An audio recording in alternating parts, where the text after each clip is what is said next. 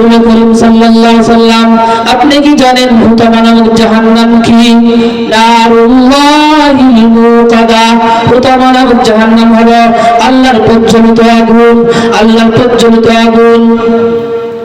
আল্লাতী তাত্তালিউ আলাল আফইদা, এমন প্রজ্বলিত আগুন যে আগুনের মধ্যে যখন পানিষ্ঠকে নিক্ষেপ করা হবে তখন সমস্ত শরীর পুড়ে যাবে এবং তার অন্তর পর্যন্ত পুড়ে যাবে।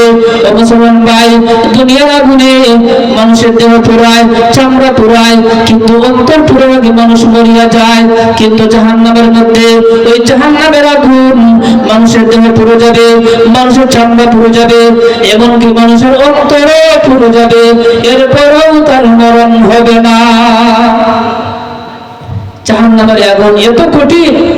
দুনিয়ার আগুনে মানুষের চামড়া জ্বলে, এরপরে মানুষ মরিয়া যায়, কিন্তু দুনিয়ার আগুনে মানুষের চামড়া জ্বলবে, এমনকি অন্তর হৃদয়টা পর্যন্ত জ্বলে যাবে, ছাই হয়ে যাবে, তারপরে মানুষ মরবে না।